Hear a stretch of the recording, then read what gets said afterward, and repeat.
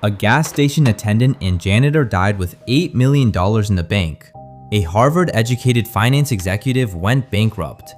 What separated them wasn't intelligence. His name was Ronald Reed.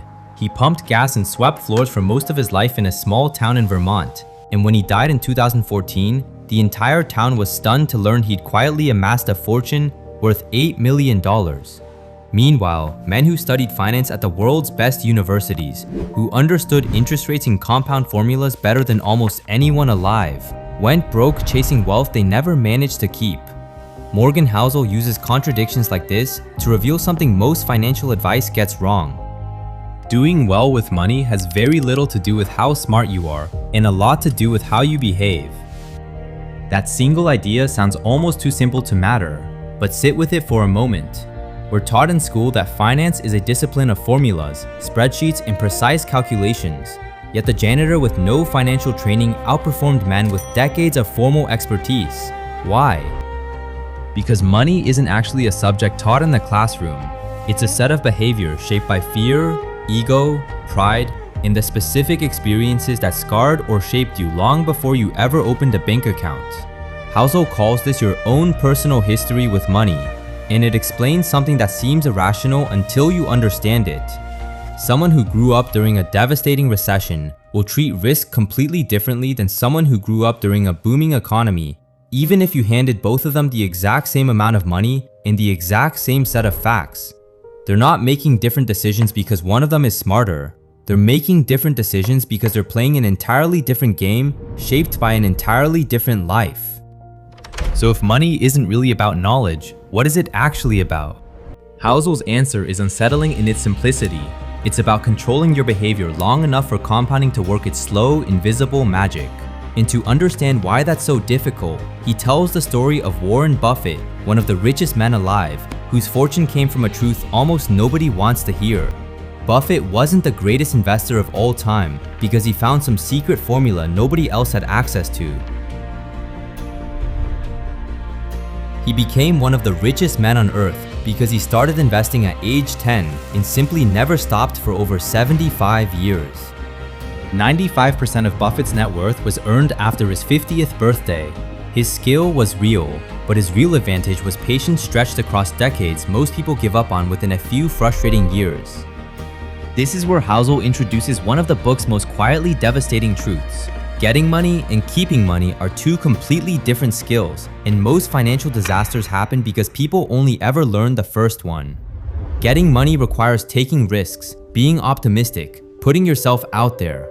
Keeping money requires the exact opposite: humility, fear of losing what you have, and enough restraint to admit that yesterday's success doesn't guarantee tomorrow's outcome.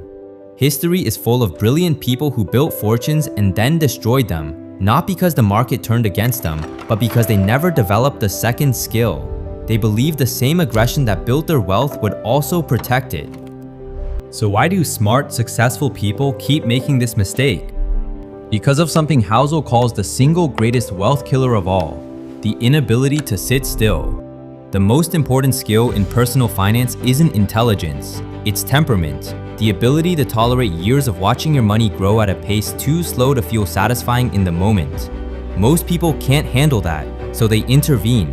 They sell during a downturn out of fear. They chase a hot investment out of greed. And every intervention resets the clock on the one force that actually builds wealth: time left uninterrupted. Which explains a paradox that confuses almost everyone who first hears it. The strategy of doing nothing consistently beats the strategy of doing something clever. This leads to the most personal argument in the entire book. The reason people struggle with money isn't a lack of information, it's a battle against their own psychology. Housel describes something he calls the man in the car paradox. When you see someone driving an expensive car, you don't actually admire the driver. You imagine yourself in that car being admired. Nobody is thinking about the man behind the wheel at all. Yet people spend enormous portions of their income trying to signal wealth to strangers who, in reality, aren't paying attention to them as a person, only to the object they're driving. Real wealth, Housel argues, is invisible by definition.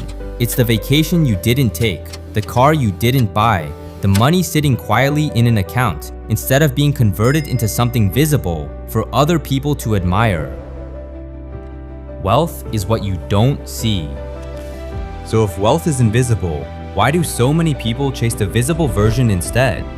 Because visible spending delivers an immediate reward, and invisible wealth delivers nothing you can show anyone, at least not for years. This connects back to the same trap Housel keeps circling throughout the book. Humans are wired for immediate feedback, but the financial decisions that actually build a secure life almost never provide any. Saving money doesn't feel like an accomplishment in the moment it happens. It just feels like a missed opportunity to enjoy something today. And that quiet discomfort is exactly why so few people manage to do it consistently. Which brings Housel to what might be the most important reframing in the entire book. The goal of money was never actually about being rich. It was always about buying control over your own time. He calls this the highest dividend money pays, the ability to wake up and decide how you spend your day without needing anyone else's permission. Not a private jet, not a mansion, the simple, quiet power of independence.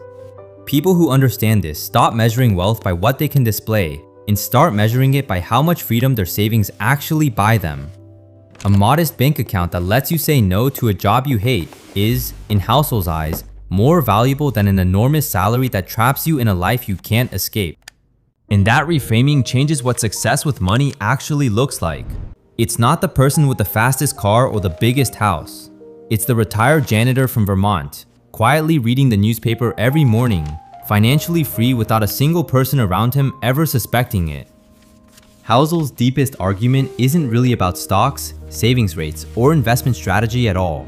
It's about recognizing that your relationship with money is, underneath everything, a relationship with your own emotions, your fears, your comparisons, your need for validation, your tolerance for boredom. The people who build lasting wealth aren't the ones who predict the market best. They're the ones who make peace with themselves long enough to let time do what it does best. Because in the end, perhaps the greatest fortune isn't the number in your account. It's having enough control over your life that the number no longer controls you. If this changed how you think about wealth, subscribe to Proven Pages. There's another timeless idea waiting in the next documentary.